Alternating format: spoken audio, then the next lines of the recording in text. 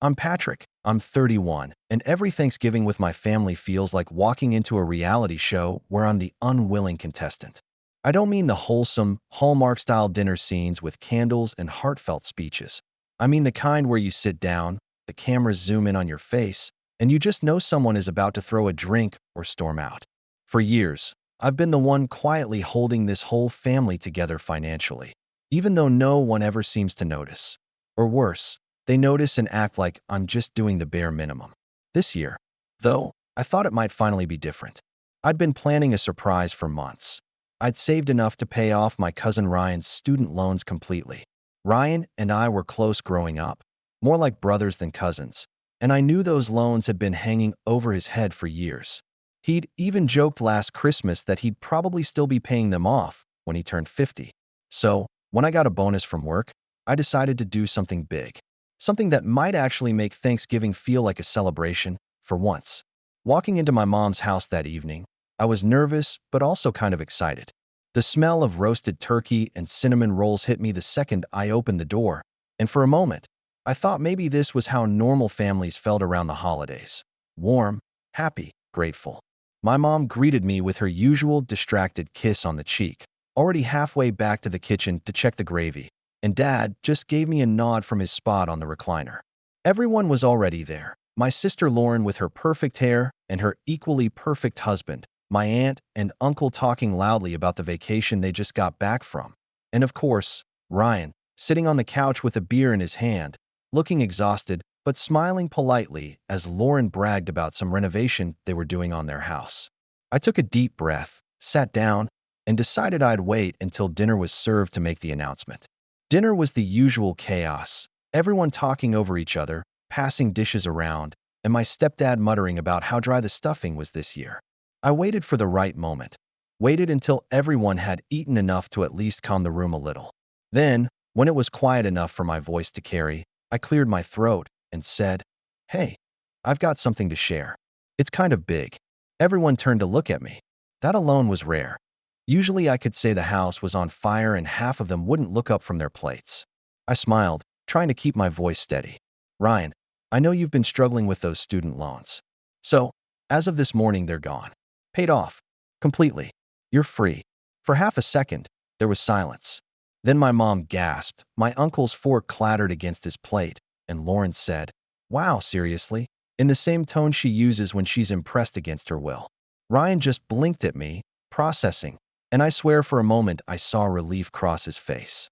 But then he laughed. Not a grateful laugh. Not even an awkward, I don't know how to react laugh. It was a sharp, almost mocking laugh. "Cool," he said, setting his beer down. "Guess you can pay off my car loan too, if you really care." The whole table went weirdly quiet. My mom did that thing where she tries to laugh along to ease the tension, but it came out high-pitched and brittle. My aunt muttered something about Ryan just joking, but he wasn't. I could tell. He was leaning back in his chair, smirking, like this was some kind of game. I felt something twist in my chest. For months I'd been planning this, thinking how good it would feel to help him, imagining him actually being happy for once. Instead, he turned it into a punchline. I reached into my jacket pocket, pulled out the check I'd brought just to show everyone, the physical proof of what I'd done, and before I could stop myself, I tore it clean in half. The rip was loud in the silence. "Enjoy your credit score," I said, keeping my voice as calm as I could. "It's the only thing lower than your manners." I stood up, walked to the kitchen trash can, and dropped the pieces in. No one said a word. Ryan's smirk faltered. My mom looked like she'd just seen a car accident, and Lauren had her mouth half open like she wanted to say something but couldn't think of what. I grabbed my coat and left before anyone could follow me out. On the drive home, my phone buzzed with messages. First from Mom. "Patrick, please don't make a scene over a joke." Then from Lauren. "You overreacted. He was just teasing." Finally, Ryan himself. "You didn't have to be so dramatic. I would have thanked you eventually." I tossed the phone into the passenger seat and kept driving. I could feel the anger building, the kind that doesn't burn out after a few hours but settles in and grows heavier the longer you sit with it. And as I parked outside my apartment, one thought started to take shape in my mind. I have been carrying this family for years, quietly paying for things no one else wants to deal with. Mom's mortgage shortfall, Dad's prescription refills, The electric bill that always seems to get lost before anyone else sees it. And tonight made it painfully clear how little they actually appreciate it. That's when I started wondering, what would happen if I stopped carrying them at all? And that's where things really started to spiral. The next morning, I woke up to 3 more missed calls and a string of texts from Mom that ranged from, "You embarrassed Ryan in front of everyone," to "You should come by so we can talk this out." I didn't reply. I just sat there in my kitchen, staring at my phone while my coffee went cold.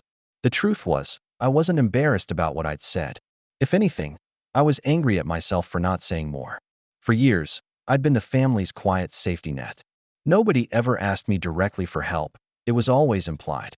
A subtle, "Your stepdad's hours got cut this month, the mortgage is going to be tight." Or, "A Lauren's car broke down and they just can't swing the repairs right now. Poor things." I'd step in, wire the money, and life would go on.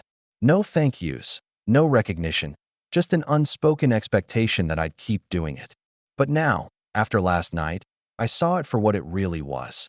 Not just expectation, but entitlement. That weekend, I decided to test something. Mom had mentioned in one of her texts that the electric bill was due and the portal was being weird again. Normally, I'd log in, pay it, and text her that it was taken care of. This time, I did nothing.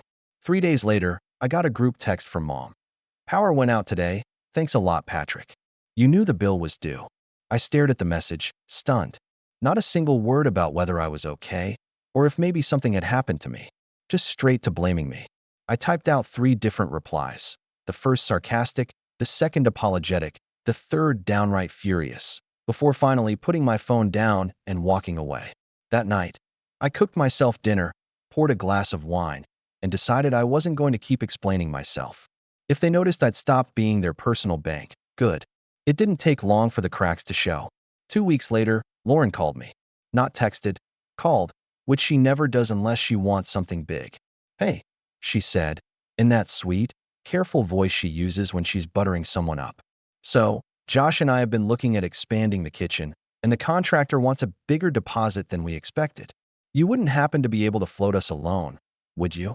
There it was, the ask. I took a breath. "Sorry, Lauren. Things are tight on my end right now. Can't help this time." The silence on the other end stretched for a full 5 seconds. Then she said, "Wow. Okay. I just thought, after everything you've done for Ryan, you'd want to help family." Something about that hit me harder than I expected. After everything I've done for Ryan? She made it sound like I'd chosen him over everyone else, when in reality, I'd been covering for all of them for years. "I have helped family," I said finally, keeping my tone even. "A lot more than you know." "Yeah, well," she said, her voice going cold now, "maybe you should think about who actually deserves it." And she hung up. The next time I saw them was at Sunday dinner a few days later. I wasn't planning on going, but Mom called and left a voicemail that said, "We need to clear the air. Just come." So I went. When I walked in, I could feel the tension in the air immediately. Everyone was sitting around the table, Ryan with his usual smirk, Lauren looking smug, Mom looking exhausted. Dad didn't even look up from his plate when I sat down. "Patrick," Mom started, "I think we all need to talk about what happened at Thanksgiving." "There's nothing to talk about," I said. "I did something nice for Ryan. He turned it into a joke. I decided not to let myself be treated like that." Ryan rolled his eyes. "Dude, it was a joke. You're really going to hold a grudge over one comment?" "One comment." I laughed, but there was no humor in it. "Ryan, that was the most disrespectful thing you could have said. Do you even understand what it took for me to do that? The hours I worked, the sacrifices I made." He shrugged. "Nobody asked you to do it. You just like playing hero." That stung more than I wanted to admit. Then Lauren chimed in. "He's right, Patrick. You can't just throw money at people and then get mad when they don't react the way you want." I turned to her. "I'm not mad that he didn't react how I wanted. I'm mad that he mocked me. There's a difference." Mom held up her hands. "Okay, enough. The point is, this family has always supported each other." "Supported each other?" I cut in before I could stop myself.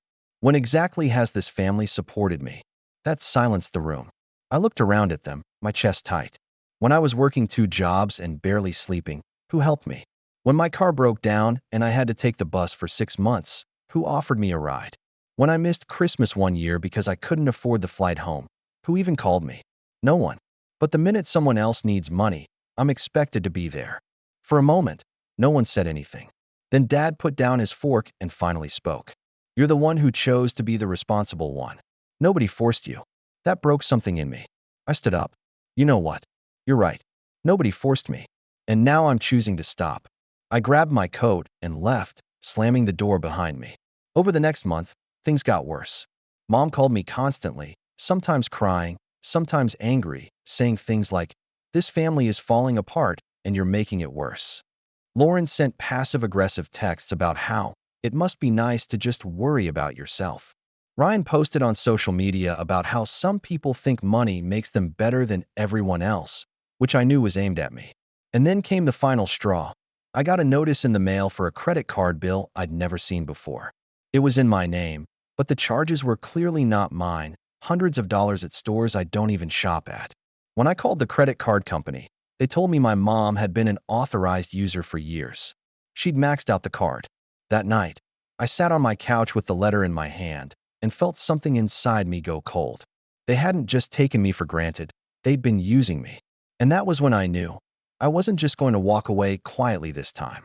I was going to make sure they never forgot the day I stopped being their safety net.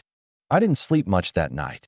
I just sat there staring at the credit card statement like it was a letter from another world. For years I had been so careful with my credit, paid everything on time, kept my balances low, kept my score high. And now, here it was, a maxed out card in my name, sitting like a ticking time bomb waiting to wreck everything I'd built. The next morning, I drove over to my parents' house without calling first. I was past polite conversations. I needed answers. Mom was in the kitchen making coffee when I walked in, and the look on her face when she saw me was a mix of surprise and guilt. "Patrick," she said cautiously, "we weren't expecting you." I held up the letter. "Do you want to explain this?" Her face fell. "Oh, you got that, huh? You think?" I said, my voice sharper than I intended. "Why is there a card in my name that you've been using?" She set the coffee pot down with a sigh. "Patrick, it's not what you think. That card was just for emergencies. We always paid it off eventually." "Eventually?" I said, feeling the heat rise in my chest. "Mom, it's maxed out. And you didn't pay it this month.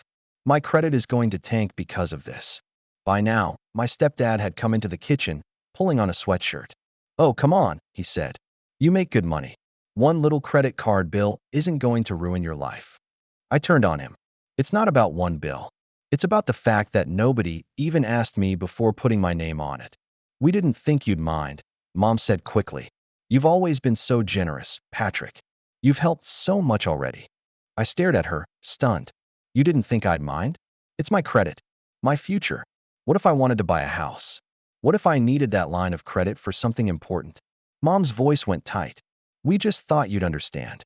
Your stepdad's hours got cut, and Lauren needed help with the kids' tuition, and—" "Wait," I said, cutting her off. "Lauren's tuition?" Mom hesitated, then nodded. "She and Josh are sending the kids to that private school, you know. It's expensive." I took a step back, feeling like the floor had dropped out from under me. "So you're telling me I've been paying for my sister's kids' private school without even knowing it?" "Only a little," Mom said quickly. "We were going to pay you back when things stabilized." I laughed, but it was bitter. "Oh, sure. Like you paid me back for the car repairs.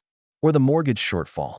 Or the time I covered Dad's hospital bill and you forgot to reimburse me." My stepdad crossed his arms. "You're making this a bigger deal than it is. Family share. That's what we do." "No," I said, my voice shaking now, not with fear, but with anger. "Families talk. Families respect each other enough to ask before using their credit. This isn't sharing, this is stealing." Mom flinched like I'd slapped her. "Patrick, don't say that." "Why not?" I said. "That's what it is." I turned and walked out before I could say anything worse. When I got home, I called the credit card company again and asked them to close the account. They warned me it might hurt my credit temporarily, but I didn't care. I wanted the account gone. That night, I got a call from Lauren. "You closed the card?" she said, her voice sharp. "Yeah," I said flatly. "You can't just do that," she snapped. "The kids' tuition was on auto pay." I felt my stomach turn. "Lauren, do you even hear yourself? That was my card. You never asked me. You just let Mom put you on it like I'm some kind of ATM. You've always been the one with money," she said. "You don't have kids, you don't have a mortgage. What's the big deal?" "The big deal," I said slowly, is that you all decided I don't get a say in how my money is used. And that ends today." There was silence on the other end for a moment. Then she said, "You're being selfish." I hung up. The next week was a blur of fallout. Mom called me crying, saying Lauren was furious and the kids might have to switch schools mid-year. Ryan texted me a long paragraph about how I was tearing the family apart over a few $1,000s. My stepdad left a voicemail telling me I should be ashamed of myself for letting my niece and nephew suffer because of my pride. But the thing that really broke me came the following Friday. I'd been thinking about finally taking a short vacation, something just for me, to clear my head. I'd found a cheap flight to Spain and was ready to book it. When I went to pay, my card was declined. Confused, I checked my online banking and froze. My checking account was nearly empty. I scrolled through the transactions and felt sick. Several large transfers had gone through in the last month to my parents' account, transfers I hadn't authorized. It took me an hour on the phone with the bank to figure out what had happened. Years ago, when my dad had some health problems, I'd added him as a joint user on one of my accounts so he could pay bills in case I was unavailable. I'd forgotten about it. And now, apparently, they'd been dipping into that account whenever they were short, without ever telling me. I sat there on my couch, staring at the empty account balance, and felt something inside me go numb. This wasn't just about a credit card anymore. This wasn't just about helping family. This was about them having access to my life in a way I never fully realized. And they had taken advantage of it. That night, I didn't answer the phone. Or the next morning. Or the morning after that. I just sat with it, letting the betrayal sink in, letting the anger harden into something sharper. Because this wasn't just about money. This was about trust. And trust, once it's broken this badly, doesn't come back. I started thinking about everything I'd ever done for them. Every late-night bill payment, every quiet transfer, every sacrifice I'd made to make sure they were comfortable, and I realized none of it had ever mattered to them. And that was the moment I stopped just being angry and started planning. Not to hurt them, at least not at first, but to take back every piece of my life they'd claimed as theirs. Because if they wanted to see what it looked like when I stopped being the family's safety net, I was going to show them. And I was going to make sure they never forgot it. After discovering the joint account was practically drained, I spent the weekend at rock bottom. I didn't leave the apartment. I didn't turn on the TV, didn't answer texts, didn't even bother cooking much. I just sat there, running my hands through my hair, staring at the wall like I could will myself to feel normal again. The worst part wasn't even the missing money, though that stung like crazy. The worst part was knowing they had access to it all along and didn't once think to tell me. It wasn't an emergency withdrawal, some one-time crisis where everyone's backs were against the wall.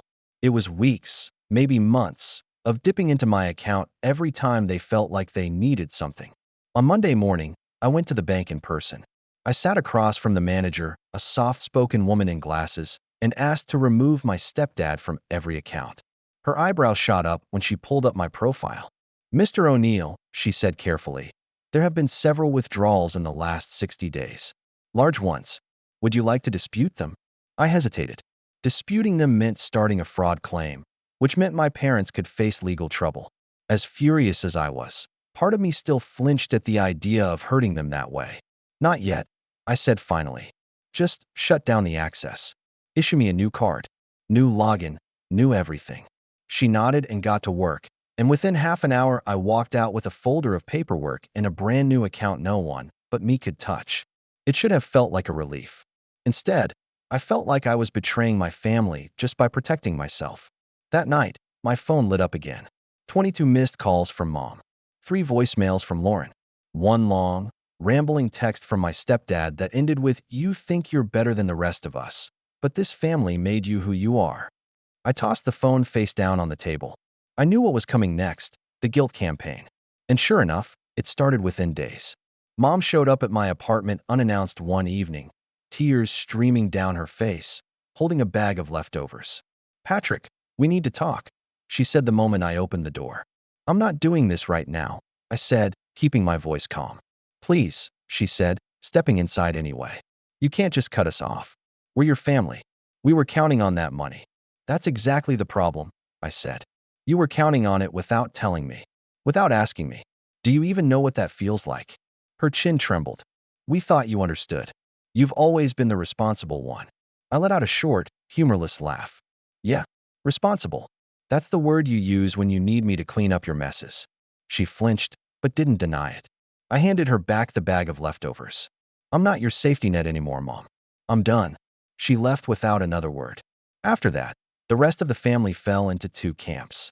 One camp went silent. No calls, no texts, just radio silence like I'd been cut out of the family group chat entirely.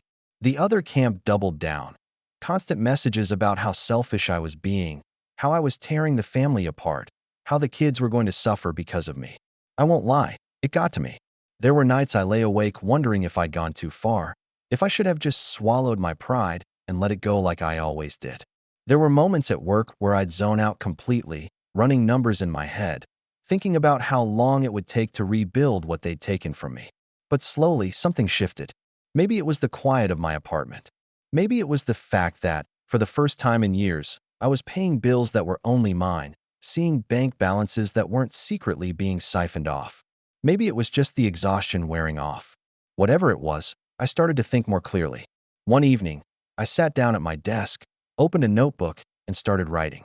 Not a journal, a plan. I made a list of every payment I'd ever covered. Every mortgage gap, every car repair, every loan that was never paid back. It took hours, going through old statements and texts, but by the time I was done, I had a number at the bottom of the page that made my stomach turn. Tens of thousands of dollars. I stared at that number for a long time. Then I wrote another list, what I wanted. Not money, not exactly. I wanted my autonomy back. I wanted them to stop seeing me as a bank account. I wanted them to feel, even for a moment, what it was like to carry the weight I'd been carrying. I closed the notebook and felt something I hadn't felt in weeks. Calm. Because now, for the first time, I wasn't just reacting. I wasn't just angry. I was in control. The next few weeks were strange. I kept my distance. I didn't show up for Sunday dinners. I didn't answer texts right away. I stopped volunteering information about my job, my finances, my life. And the more I pulled back, the more frantic they got. Lauren posted some passive-aggressive nonsense on Facebook about people who abandon family when times get tough. Ryan sent me a meme about rich uncles who don't share, which I ignored. My stepdad even showed up at my job once, uninvited, and asked my boss to tell Patrick to call his mother. I told him, in front of everyone, to leave. It was humiliating, but also clarifying. They didn't respect boundaries because I had never enforced them. And now I was. The real turning point came when I ran into Ryan at the grocery store one Friday evening. He spotted me near the produce section, grinned like nothing had happened, and said, "Hey man, you coming by Sunday? We're thinking of doing ribs." I just looked at him. "Are you serious?" He frowned. "What? It's just dinner." "Ryan," I said, my voice low, "you and the rest of them have been using me for years. You mocked me when I tried to do something good for you, and now you want to pretend nothing happened." He shrugged. "Look, we all say dumb stuff sometimes. You're the one taking it too far." I stepped closer. "No, Ryan. I'm the one finally drawing a line. Big difference." He didn't have a comeback for that. That night, I went home, opened my notebook again, and started sketching out the next step. Because pulling away wasn't enough anymore. They needed to understand what they'd done, really understand it. And if that meant letting them hit rock bottom for once in their lives, so be it. Something shifted in me after that night in the grocery store. It was like a switch flipped. For the first time in months, maybe years, I stopped feeling like a victim of my own family. Instead, I started to feel like the one holding all the cards, or at least, someone who could choose which ones to play. The first thing I did was take a hard look at my finances, not just to clean up the mess they'd made, but to rebuild. I spent nights combing through old bank statements, credit reports, and tax returns, getting a full picture of where I stood. It was worse than I'd hoped, but better than I feared. My credit score had taken a hit from the maxed-out card, but it wasn't beyond repair. My savings had been drained, but I still had my job, my paycheck, my ability to recover. I opened a separate high-yield savings account and started funneling a percentage of every paycheck into it, untouchable except by me. It felt good watching that balance slowly tick upward, like I was quietly reclaiming territory they'd invaded. At work, I threw myself into projects.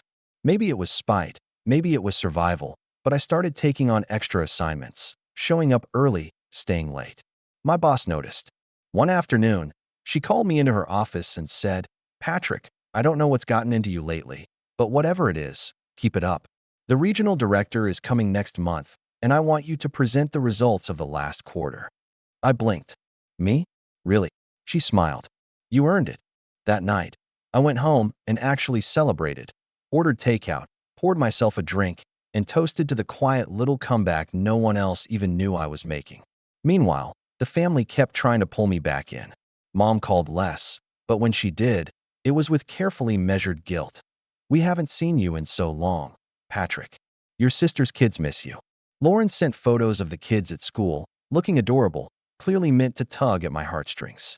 Ryan sent memes that were half apology, half dig, as though we could laugh it all off and pretend nothing had happened. But I didn't bite. I didn't yell. I didn't block them. I just didn't respond right away. Sometimes I didn't respond at all.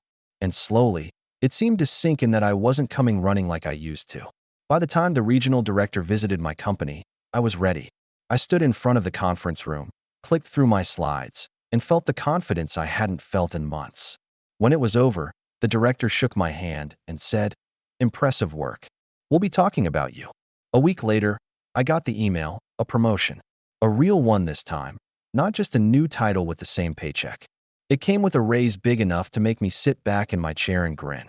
For a moment, I thought about calling Mom to tell her the good news. But then I stopped myself. This was mine. Instead, I transferred half the raise straight into my savings account and used the other half to book that trip to Spain I'd been planning months ago. This time, with my new card that only I could touch. That trip was the first time in years I felt truly free. I walked the streets of Barcelona alone, tried food I couldn't pronounce, stayed up late listening to live music in small, smoky bars. No one was calling me. No one was asking me to cover a bill. No one was texting me with urgent family drama. It was just me, my thoughts, and the realization that I didn't actually need them as much as I believed. When I came back, I felt sharper, calmer, and strangely more patient. I wasn't boiling with anger anymore. I was planning. I started putting together a detailed spreadsheet of every dollar I'd spent on the family over the past few years. I gathered texts, emails, screenshots, not because I planned to sue them, but because I wanted a record. I wanted to be able to put it in front of them one day and say, "This is what you took from me. This is why I stopped." I also quietly rerouted every shared bill still in my name. The phone plan moved into Mom's name. The streaming accounts canceled. The emergency credit card they'd used for surprises closed and replaced with one tied only to me. Each step felt like cutting a tether. And as my life got cleaner, theirs got messier. Mom called one evening sounding frazzled, saying the power company had sent a shut-off notice. I told her politely that she needed to call them directly, since the account was now in her name. She sputtered, "But you always." "I don't anymore," I said gently, and hung up. Lauren texted me a week later asking if I could just spot them for a few months while Josh looked for a new job. I replied with a single line, "I can't." Ryan didn't say anything for a while, but I saw on social media that he'd started driving for a rideshare service at night, probably to make up for the fact that I wasn't there to quietly bail him out anymore. Piece by piece, the family was starting to feel what I had felt all those years. And for the first time, I didn't feel guilty about it. Because this wasn't about punishing them. Not yet. This was about teaching them what life without me looked like. And judging by the increasingly desperate voicemails, they were finally starting to understand. By the time spring rolled around, my life felt almost unrecognizable compared to where I'd been just a few months earlier. My savings account was healthy again, my credit score was crawling back up, and I was sleeping through the night without waking up in a cold sweat. But as good as it felt to be in control of my own life, I couldn't shake the thought that the family still didn't get it.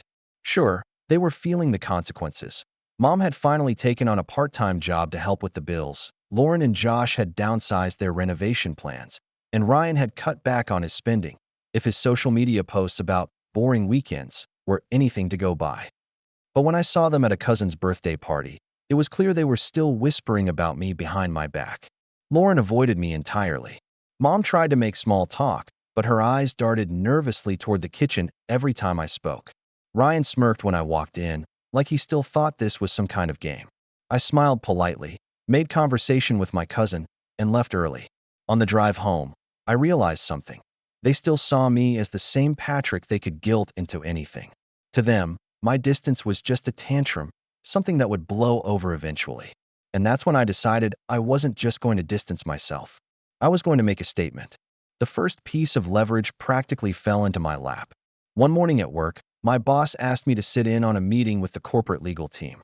It turned out they were looking for someone to coordinate a new partnership program, essentially a mentorship pipeline for smaller local businesses to get guidance from our company's resources. When I saw the list of applicants, I nearly choked on my coffee. My stepdad's name was on it. Apparently, he'd applied for the program on behalf of a small construction business he'd recently partnered with. The program offered funding, free training, and access to resources that could make or break a struggling business. And as part of the coordination team, I'd have a front row seat to the selection process. I didn't say anything in the meeting, of course, but when I got home, I dug into the application he'd submitted. It was messy. Half the financials were estimates, not actual numbers. There were glaring inconsistencies about cash flow, and he'd conveniently left out the fact that he'd recently defaulted on a supplier payment. Normally, this wouldn't have been my problem. But now it was an opportunity. I didn't sabotage him, not directly. I wasn't about to risk my own job over family drama. But I did exactly what I was supposed to do: flag the inconsistencies, asked for clarification, and sent a follow-up email requesting documentation before the application could be moved forward. A week later, I got a text from Mom. "Your stepdad says the company rejected his application because of you. Is that true?" I stared at the phone, debating how to answer. Finally, I typed back, "No. They asked for more documentation. If he can't provide it, that's on him." She didn't reply. That was when I realized just how much leverage I really had. I wasn't just some guy quietly funding their lives in the background anymore. I was someone with connections, someone who had access to information and influence they didn't. I started thinking about other ways I could use that. I remembered the spreadsheet I'd made of every dollar I'd ever given them, and I began turning it into something more formal, a detailed, itemized ledger with dates, amounts, and reasons for each payment. I formatted it cleanly, like a professional invoice, and added a total at the bottom that made even me blink. Then I wrote a short cover letter. "This is a record of every payment I have made to support this family over the last 8 years. Consider it my final contribution. As of today, I am no longer financially involved in any way. Future requests will not be honored. This is not up for discussion." I didn't send it yet, not because I was scared, but because I wanted to time it perfectly. Meanwhile, life kept giving me little gifts. One afternoon, I got an unexpected call from my uncle, the same one who'd accidentally revealed at that Sunday lunch months ago that he'd been sending me money for a college fund I never saw. "Patrick," he said, "I've been thinking about what you said back then, about never getting the money. I checked with the bank. Turns out the account was drained years ago. Your mother was the co-signer." I felt my jaw tighten. "So she knew?" "She had to," he said. "Look, I can't tell you what to do, but you might want to ask her about it directly. That was supposed to be yours." After I hung up, I sat there for a long time, staring at nothing. All this time, I'd thought the joint account withdrawals and the credit card mess were just about short-term survival, desperate decisions made in a pinch. But this was different. This was a long-term, premeditated decision to take something meant for me and reroute it elsewhere. It was bigger than I'd realized. And if I needed a final push to go through with my plan, that was it. I started moving deliberately now. I updated my will, just in case. I moved more money into separate accounts, locked down my credit, and even set up alerts for any attempts to open accounts in my name. I wasn't going to be blindsided again. And then, when everything was in place, I printed out the ledger, tucked it into a neat folder, and left it on my desk where I could see it every day. Not as a threat, as a promise. Because the next time they tried to guilt me, the next time they tried to pull me back in, I was going to hand them that folder and watch their faces as they saw, in black and white, just how much they had taken for granted. And maybe, just maybe, I was going to do it somewhere public, somewhere they couldn't talk their way out of it. I waited for the right moment, not out of fear, but because timing mattered now. I wanted them to feel the weight of it, to have nowhere to hide from the truth. And when Mom sent a text saying, "Please come to dinner this Sunday. We need to talk about the family finances," I knew I'd found it. Perfect. That Sunday, I arrived right on time, folder in hand, dressed better than I usually do. Not flashy, but sharp enough to make a point. This was business, not another family guilt session. The house smelled like roast chicken and garlic bread, but the usual warmth of family dinner was gone. Everyone was already seated when I walked in. Mom wringing her hands, Lauren scrolling on her phone, Josh sitting stiffly, Ryan leaning back like he was already bored, and my stepdad glaring at me with that look that used to make me feel 12 years old again. I didn't sit right away. I placed the folder in the center of the table, slid it toward Mom, and said calmly, "Before anyone says a word, you're going to read that." Mom hesitated, but something in my tone must have told her I wasn't kidding.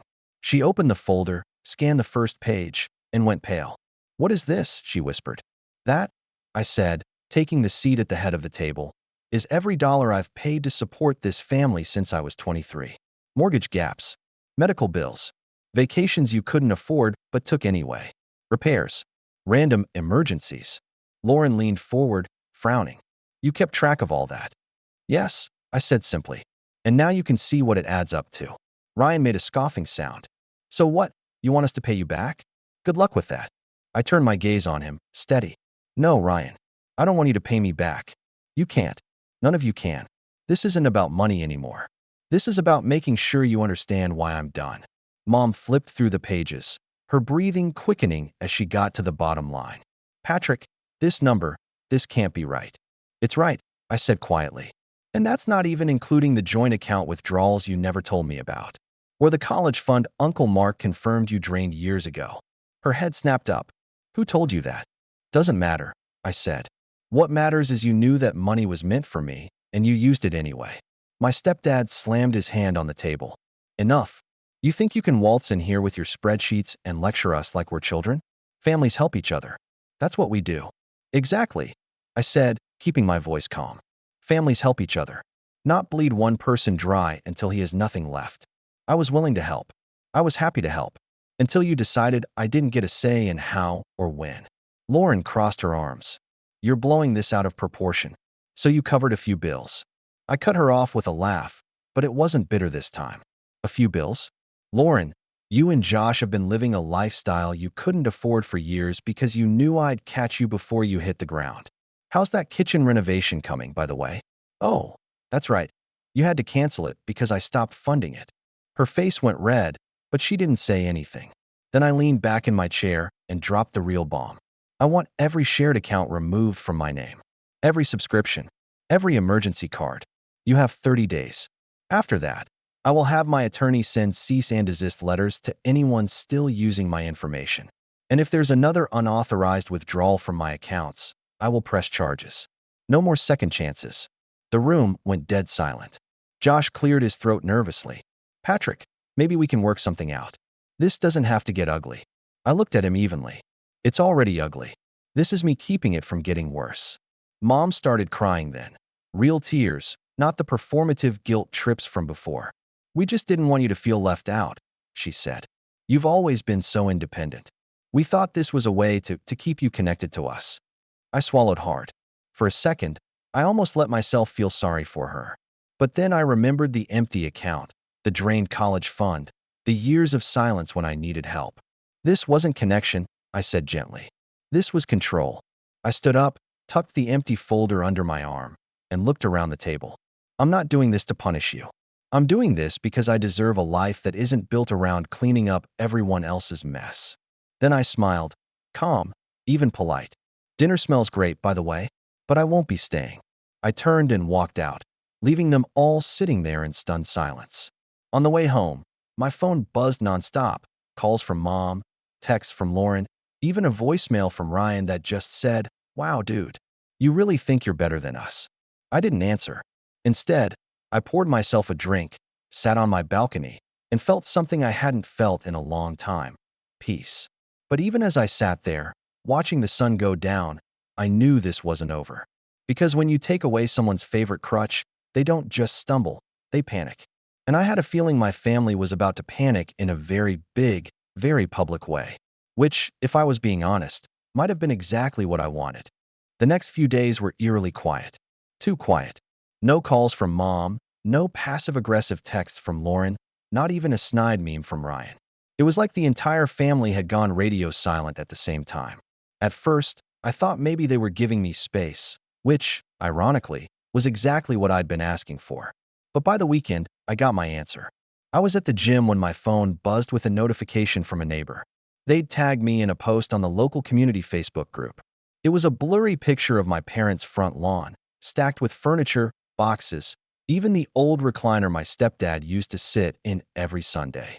The caption read, "Garage sale on Maple Street. Everything must go." I stared at the screen for a long time before I put two and two together. They were selling things off to make ends meet. And they hadn't called me. I'd like to say I felt nothing, that I just shrugged and went back to my workout. But the truth is, a wave of complicated feelings hit me all at once. Anger, sadness, even a weird kind of relief. They were finally feeling what it was like to face the consequences of their own choices. Still, I didn't interfere. I let the garage sale happen. I let the calls from their creditors roll in and go unanswered. I let them handle everything the way they'd expected me to handle it for years. And then, 2 weeks later, I got the inevitable call. It was Mom. Her voice was small, almost childlike. "Patrick, we lost the house." I closed my eyes, letting that sink in.